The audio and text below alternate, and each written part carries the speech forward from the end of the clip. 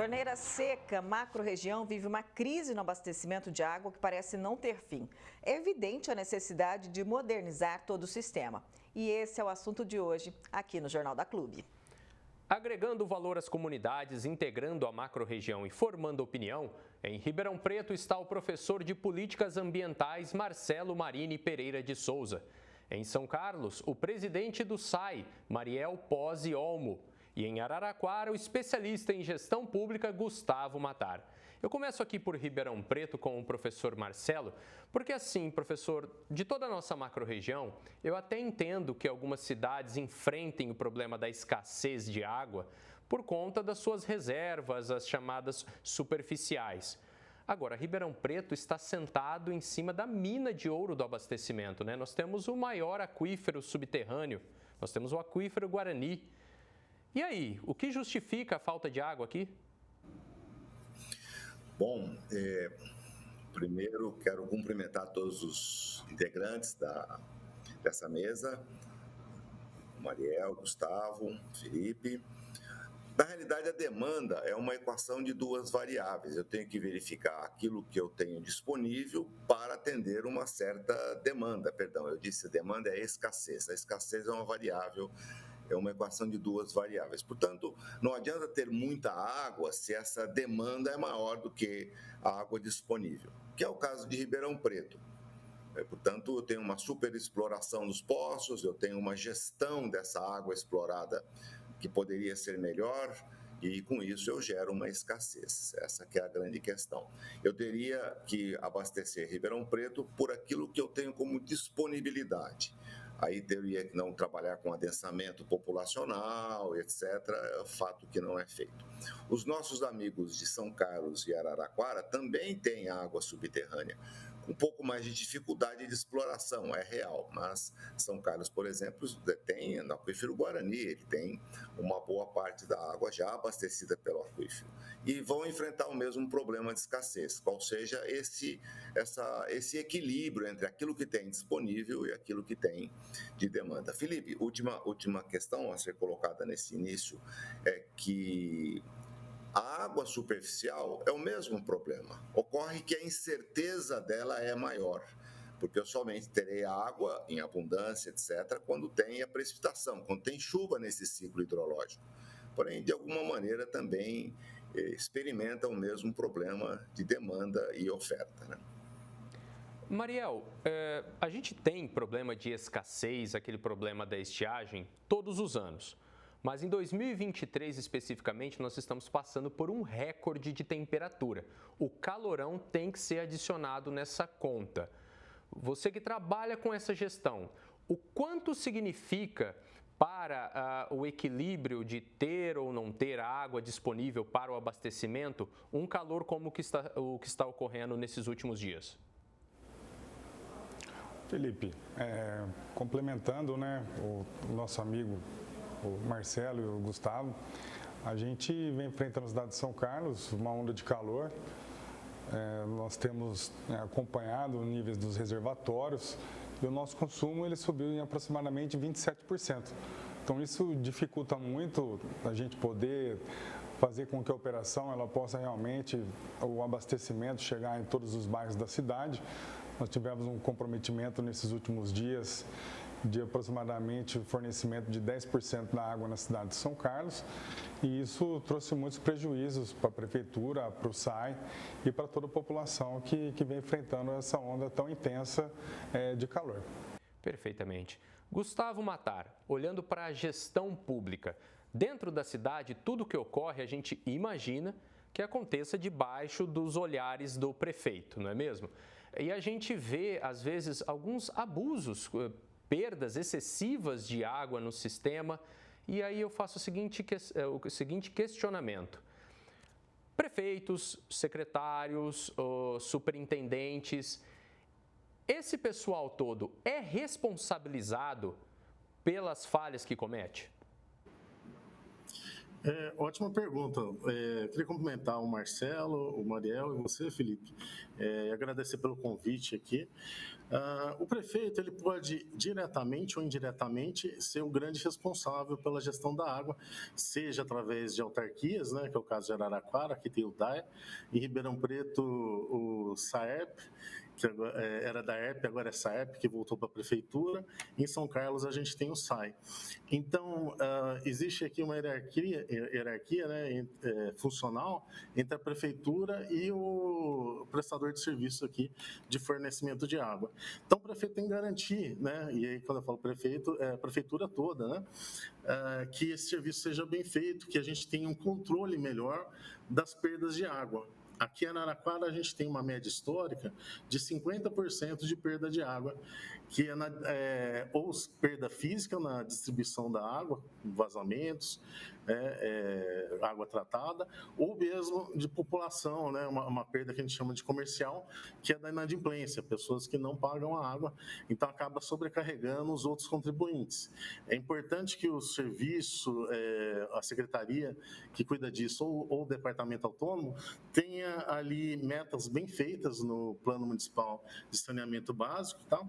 Para atender com investimentos, né, ter esse recurso financeiro para poder investir, igual o Mariel falou ali, né, em novos poços, né, em redução na perda dessa água, conseguir monitorar o sistema para encontrar aí vazamentos, grandes vazamentos, combater eles, né?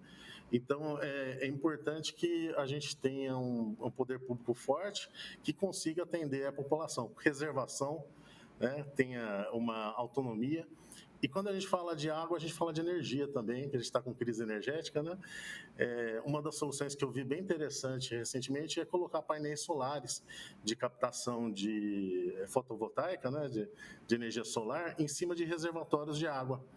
Assim, esses raios solares eles vão ser absorvidos, vão virar energia e vai reduzir a evaporação de água desses sistemas aí. Professor Marcelo, aqui em Ribeirão Preto, eu já vi dados, pelo menos um pico, de até 62% de desperdício de água que é captada do aquífero Guarani e não chega nas nossas torneiras. Aí, desde 2018, a Prefeitura fala que trabalha com um investimento que gira em torno de 150 a 160 milhões de reais num programa que ela instituiu como Programa de Redução de Perdas. O senhor que conhece muito bem este setor de águas de Ribeirão Preto, de várias gestões, o que me diz? Ele está funcionando de alguma forma, esse programa de redução de perdas? Então, Felipe, a gente precisa ver um processo histórico, né? Ribeirão Preto sofre, ano após ano, com, eu diria, um certo descaso no sistema de abastecimento e também de esgotamento sanitário. Portanto, nós temos muitas perdas. Se estima em 60%, mas de fato ninguém sabe por quê. Pior, ninguém sabe onde. Então, é um sistema mal gerido. A atual gestão construiu reservatórios. É um processo fundamental. A reservação é uma maneira que você tem de aprimorar, de fazer com que a água seja bem gerida. Porém, há tubulações, notadamente no centro da cidade, muito antigas, com muitas perdas. Se não houver um combate sistemático a essas perdas e uma ação sistemática no bom funcionamento, essas perdas serão enormes. Não adianta você furar novos poços se você tem esse buraco negro, né? Lembrando da cosmologia aí, esse ralo que você tem para perder as águas que você vai tentar gerar. Portanto, resumidamente, sim, Ribeirão Preto precisa melhorar muito o sistema de abastecimento e também de esgotamento sanitário. Não há córrego em Ribeirão Preto que não tenha a contaminação de esgoto, mesmo tratando, nós temos uma estação de tratamento, porém, nem tudo aquilo vai para lá. A água é a mesma coisa. Existe, sim, um esforço da Prefeitura. E eu quero deixar claro que esse esforço não se consegue do dia para a noite. Ele é um projeto de engenharia e tem um tempo de maturação. São obras normalmente não muito baratas, mas necessárias para que o sistema opere de maneira adequada. Mariel, uma pergunta que não cala. A gente teve muita chuva em alguns períodos, depois aquela estiagem que está no nosso cronograma, né? Ela cresce em alguns anos, mas a gente sempre sabe que há um período do ano em que a chuva não virá um período castigado. Dentro da gestão da água, é possível equilibrar, é possível aproveitar um período muito bom de chuvas e compensar aquele período onde não vai cair água do céu? Olha, hoje o SAI ele tem a captação de 40% do abastecimento do Rio Feijão e praticamente aí mais 50%, 60% no captação do espraiado. Então hoje a gente conta somente com os poços profundos, com os reservatórios. A gente fornece a água através do tratamento que a ETA faz e diretamente ela faz o abastecimento para todos os postos de distribuição nos bairros da cidade, mas nós não temos hoje um reservatório para que possa ser feito esse tratamento da captação das águas da chuva, para que em seguida possa ser feita o abastecimento na cidade.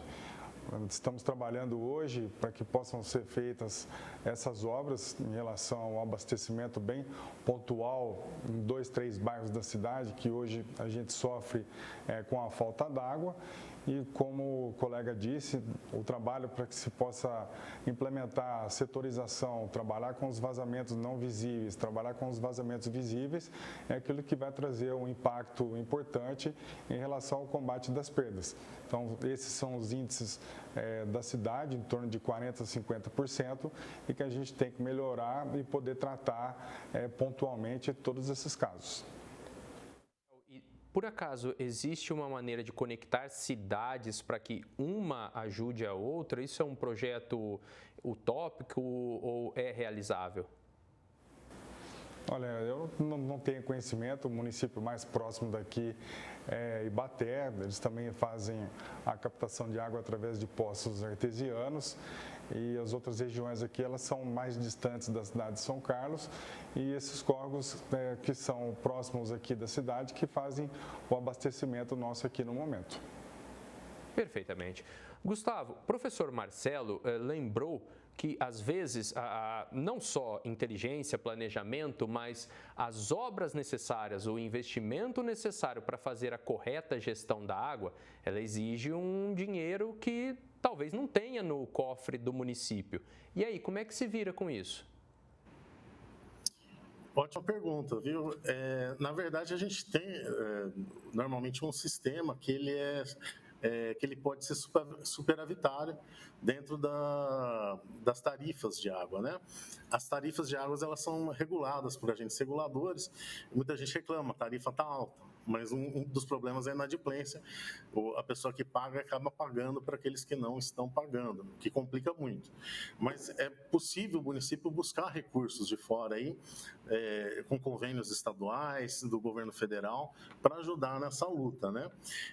Lembrando aqui também que uma da população mais afetada, né, que tem sido afetada com essas ondas de calor, são os moradores de rua, que não consegue se proteger com ar-condicionado, com ventilador.